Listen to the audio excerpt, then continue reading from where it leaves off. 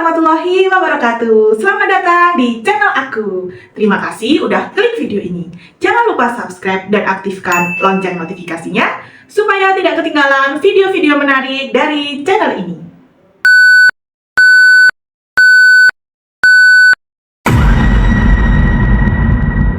Hari ini kembali lagi aku akan membawakan pengalaman horor kawan yang datang dari Aceh. Kawanku ini mengalami kejadian horornya ketika dia baru lulus SMP dan ikut tinggal bersama pamannya. Apa sajakah kengerian-kengerian yang dialaminya? Penasaran? Langsung saja kita masuk ke dalam ceritanya. Let's go! Jadi kawan, cerita ini dikirim oleh Salma, kawan aku dari Aceh. Halo Salma, terima kasih untuk ceritanya. Sehat-sehat selalu, sarangeo. Kejadian ini terjadi di tahun 2007 ketika Salma baru lulus SMP. Karena ingin mencari suasana baru, Salma ikut tinggal bersama pamannya yang berada di Aceh Selatan. Kebetulan saat itu pamannya juga baru pindah ke kontrakan yang baru. Salma ini termasuk orang yang sensitif pada hal-hal gaib. Dan ketika dia ikut masuk ke dalam rumah kontrakan pamannya yang baru, dia sudah merasa hawa-hawa tidak enak sebenarnya. Tetapi Salma tidak ingin mengungkapkan itu kepada pamannya karena mengingat harga yang dikeluarkan oleh pamannya itu tidak sedikit. Rumah itu termasuk rumah yang cukup luas tapi dengan bangunan lama, terdiri 2 lantai, tapi di lantai atas cuma terdapat untuk tempat jemuran saja. Dan ada 1 kamar kecil dipergunakan sebagai tempat penyimpanan barang. Di rumah tua itu ada sumur. Dan seperti kebanyakan model rumah-rumah tua lainnya, kamar mandinya pun berada di luar rumah. Kejadian pertama yang Salma alami ketika pindah ke kontrakan pamannya ini adalah saat malam hari setelah pamannya, dia, bibinya, dan sepupunya membersihkan kontrakan itu. Salma ini 1 kamar dengan sepupunya bernama Zahra yang beda 2 tahun di bawahnya.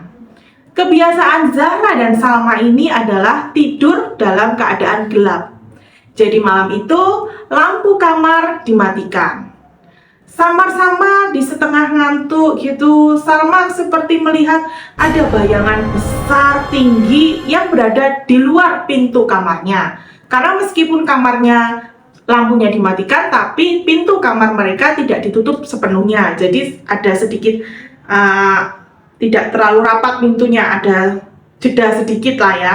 Jadi samar-samar saat ngantuk, Salma melihat ada sosok tinggi besar.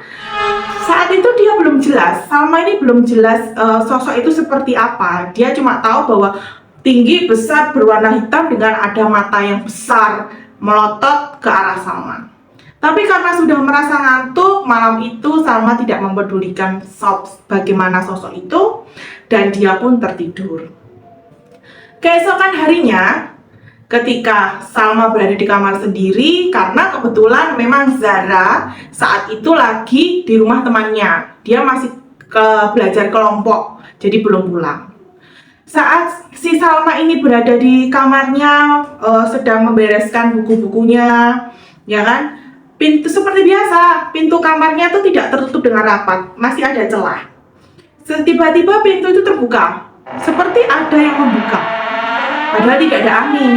Salma pun menoleh, melihat, loh, siapa yang membuka pintu? Dia melangkah mendekati pintu, melihat ke kanan, ke kiri, mungkin bibinya atau pamannya yang membuka pintu, tapi tidak ada. Tidak ada siapapun di depan kamar Salma. Salma pun tidak mau berburuk sangka. Dia berpikir positif, mungkin kena angin, ya kan? Jadi si Salma ini balik nih. Dia kembali mau melangkah masuk ke kamarnya. Ketika dia sudah merapatkan pintu lagi, dia mau balik ke meja belajarnya. Dari sudut mata ini, dia seperti melihat ada bayangan hitam. Dirinya kok ada bayangan hitam. Tapi Salma ini masih berpikiran positif.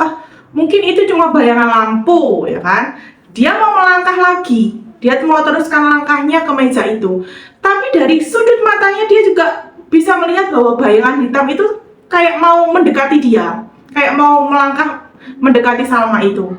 Karena Salma penasaran, Salma pun mengalihkan pandangannya ke bayangan hitam yang ada di samping itu.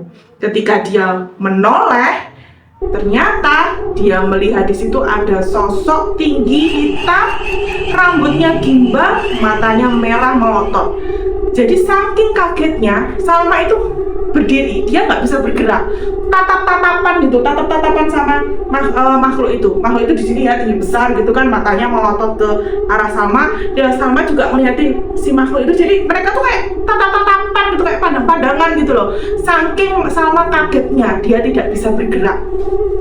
Dalam hati Salma tuh ingin berteriak. Dia tuh ingin berteriak, dia tuh ingin lari, tapi tubuhnya tidak bisa bergerak. Dia tetap tatap-tatapan dengan makhluk itu. Setelah itu, gak berapa lama, dia sudah gak ingat apa-apa. Saat Salma bangun, dia sudah berada di atas tempat tidurnya. Terus dia lihat jam, sudah menunjukkan jam 4. Salma kira, oh aku mimpi sampai pagi. Dia kira jam 4 itu jam 4 pagi. Saat Zahra masuk ke dalam kamar, loh, kamu sudah bangun Salma? Alhamdulillah kamu sudah bangun. Salma pun tanya, apa yang terjadi Zahra? Kok aku tidur lama sekali? Perasaan aku nggak tidur. Perasaan kemarin aku masih beresin buku, bilang gitu. Dan sekarang sudah subuh aja, kata si Salma. Zahra pun juga kaget. Hah? Subuh? Ini sudah jam 4 sore Salma. Kamu tuh pingsan udah dari kemarin malam sampai sekarang jam 4 sore. Hah? Lama ya? Salma pingsan begitu lama. Ditanya, kamu kenapa kok tiba-tiba waktu aku datang kamu sudah tergeletak di depan pintu. Diceritakanlah apa yang dilihat Salma. Zahra pun juga merinding. Zahra juga merinding. Beneran kamu beneran gitu. Paman sama bibi ini bingung, dia bilang begitu. Kemarin sempet ketika si Salma pingsan memang sempat dipanggilkan para tetua yang ada di kampung itu untuk membangunkan si Salma. Nah, dia kira oke lah, mungkin ini perkenalan ya kan. Salma nggak mau ambil pusing, dia juga nggak mau terlalu memikirkan kejadian itu. Sampai 3 minggu kemudian ya, saat itu Salma lagi habis pulang dari gunung. Dan kebetulan saat itu Salma juga sedang kotor. Nah, karena mereka si Salma, Zahra dan temennya itu pulangnya maghrib, mereka kan buru-buru kerja sholat maghrib. Jadi karena Salma ngerasa oke, aku nggak sholat, kalian mandi dulu. Jadi sepupunya itu disuruh mandi dulu. Sedangkan Salma mandi yang belakangan. Saat Salma mandi, posisi memang sudah maghrib. Dia pun mempercepat mandinya karena kan apalagi dia lagi head, maghrib, dia belum pernah mandi maghrib. Sewaktu dia memakai handuk, tiba-tiba ada suara yang mengetok pintu kamar mandinya. Tok tok tok, tok tok tok.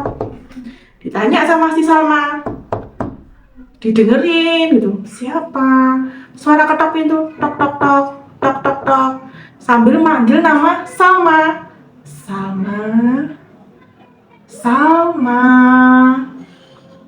Salma. Awalnya lirih, tapi lama-kelamaan suara panggilan itu semakin jelas. Dan Salma pun menyahut. Siapa? Bilang gitu. Dan suara itu menjawab, ini aku, Irma.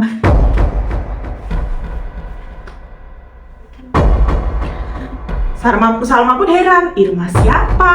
Ditanyain, iya ada apa? Masih jawab aja sih Salma ini, heran aku. Tapi sudah nggak ada suara. Salma pun keheranan. Dia langsung bergegas keluar dari kamar mandi, kemudian mencari Zahra. Ditanya si Zahra, kamu bawa temen? Kamu tadi kesini ada temen? Zahra bingung, temen siapa? Nggak ada temen. Tadi waktu aku di kamar mandi, ada yang ngetuk-ngetuk manggil nama aku. Aku tanya siapa? Katanya Irma. Jawabnya. Si Zahra pun langsung merinding dong. Dia bilang gini, logikanya ya mbak, sekarang tuh maghrib, nggak mungkin ada orang bertamu maghrib kan nggak sopan. Lagi pula, siapa yang ngetok pintu kamar mandi namanya Irma? Iya, namanya Irma. Kemudian si Zahra menunjukkan, coba kamu baca di situ. Jadi di kamarnya si Salma sama si Zahra itu ada kayak tabel jadwal pelajaran gitu kan, model jadwal pelajaran lama yang karena kontrakan itu kan sudah dihuni banyak orang. Jadi itu kayak sudah model lama, sudah tempel dari situ gitu loh. Dilihat di pojokan itu tertulis nama Irma Zulikawati 9697. Langsung Salma sama si Zahra itu merinding sejajar. Tapi mereka tidak mau menceritakan itu kepada pamannya, kepada orang tua si Zahra ini, karena kan takutnya nanti gimana, bingung pamannya, bibinya jadi takut, ya kan. Malam itu Salma dan Zahra melewati seperti biasa. Keesokan sorenya menjelang maghrib, sekitar pukul 4:30 jam 5, waktu itu Salma lagi ke belakang mau ngambil minuman di dispenser. Saat dia mau minum, ada sekelebat anak kecil yang lari di belakangnya menuju pintu belakang sambil mendorong Salma, sehingga dia tuh waktu minum ini langsung tersedak gitu. Waktu dilihat, itu ada anak kecil lagi berlari sekitar umuran 4 tahun. Haikal sepupunya si Salma, adiknya Sarah, kan juga umur 4 tahun. Anak kecil itu berlari masih pakai celana pendek gitu, sama pakai bedak yang bertaburan di tubuhnya. Nah, Salma mengira itu adalah Haikal. Ditegur dong, "Dek, habis mandi itu pakai baju dulu, jangan lari-lari, nanti baunya nggak enak." Karena si Salma itu membau. Si Haikal ini pakai bedak, tapi bedak bayi itu kan baunya kan harusnya harum ya. Itu baunya tuh kayak aneh gitu loh, bau kayak bau asem-asem campur keringet gitu loh. Pikirnya karena si Haikal lari-lari. Nah, kedengaran kan tadi si Salma waktu negur Haikal, kedengaran sama bibinya di ruang TV. Kemudian si bibi bilang, "Haikal siapa Salma? Haikal kan masih ikut paman." Saat itu Salma langsung inget, iya ya, Haikal kan lagi di rumah paman. Mendengar ucapan bibinya, Salma pun jadi sadar. Dia ingat bahwa Haikal memang sedang ikut pamannya ke rumah kerabat di kecamatan lain. Perasaan Salma langsung tidak karu-karuan. Dan puncaknya, di malam hari, di hari yang sama, saat Salma tidur di dalam kamarnya, yang sudah tidur begini, dia mendengar ada suara anak kecil lari-lari di kamarnya. Kemudian dia bangun dari tempat tidur itu mencari ke sekeliling kamarnya, tapi tidak ada apa-apa. Saat dia mau kembali lagi tidur, betapa kagetnya si Salma saat ada sosok perempuan berada di hadapannya dengan mata melotot, rambut gimbal, ya. Dia tidak tahu tubuhnya seperti apa. Yang Salma lihat ini cuma mukanya aja langsung pas di depannya begini, mukanya di depannya gini dengan rambutnya gimbal, matanya melotot, bukan merah tapi putih, matanya melotot. Salma jadi tidak bisa bergerak. Dia mau teriak tidak bisa, dia mau pergi dari tempat tidur itu dia juga tidak bisa. Nah, makhluk itu setelah melotot ke arah Salma, dia menarik kaki Salma jatuh dari kasur itu. Lalu Salma kan mau berusaha awal lari nih, merangkak di lantai, tapi ditarik lagi oleh makhluk itu dan Salma diikat sama kabel kipas angin, ya. Salma diikat sama kabel kipas angin. Salma meronta-ronta, dia mau berteriak tapi suaranya tuh tidak bisa keluar, cuma kakinya aja yang bisa gedruk-gedruk itu. Nah, ketika kabel itu melilit, dia meronta dan Salma pun akhirnya tidak sadarkan diri. Saat dia bangun, dia melihat sudah ada banyak orang di kamarnya itu. Ada bibinya, ada pamannya, juga ada beberapa tetangga termasuk Zahra yang ada di situ.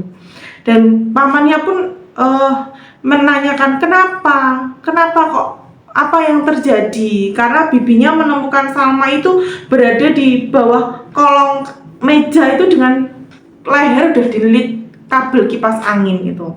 Terus si Zahra juga cerita bahwa saat kejadian malam itu, kenapa kok dia tidak tahu Salma diseret dari tempat tidur itu. Karena sebenarnya Sarah itu sudah tidur, mau tidur duluan gitu loh sebelum Salma. Tapi saat dia tidur, waktu dia meluk guling, ternyata bukan guling yang dia peluk, tapi pocongan. Makanya Sarah langsung keluar dari kamar itu, masuk ke kamar orang tuanya, tidur bersama orang tuanya. Setelah itu Salma baru masuk ke kamar dan terjadilah kejadian seperti itu. Karena sudah mengancam nyawa keponakannya, paman pun mengundang ustadz untuk melakukan pengajian di rumah itu beserta dengan tetangganya.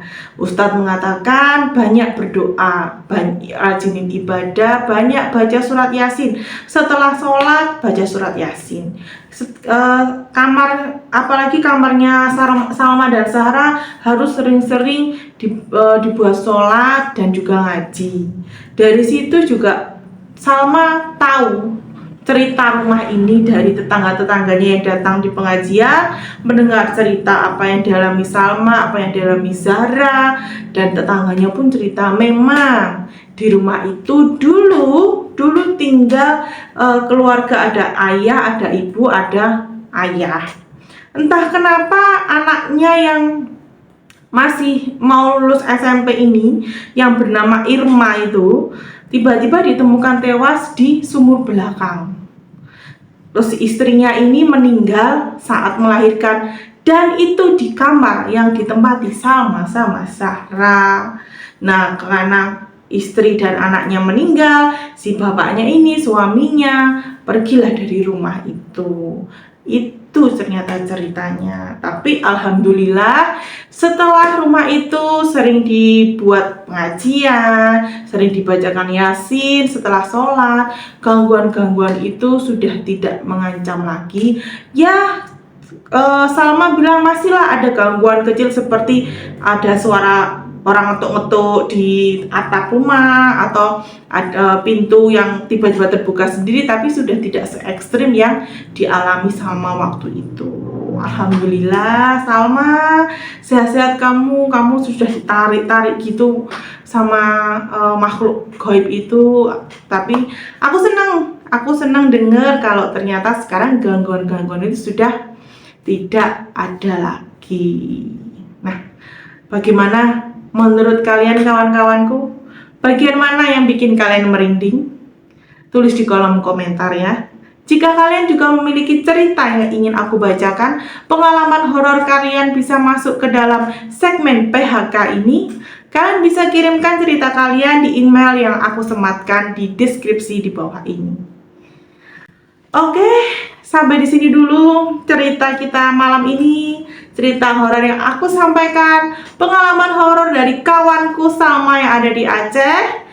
Aku menunggu cerita-cerita kawan-kawan yang ada di pulau-pulau lainnya. Sampai jumpa di next video. Bye bye. Assalamualaikum warahmatullahi wabarakatuh.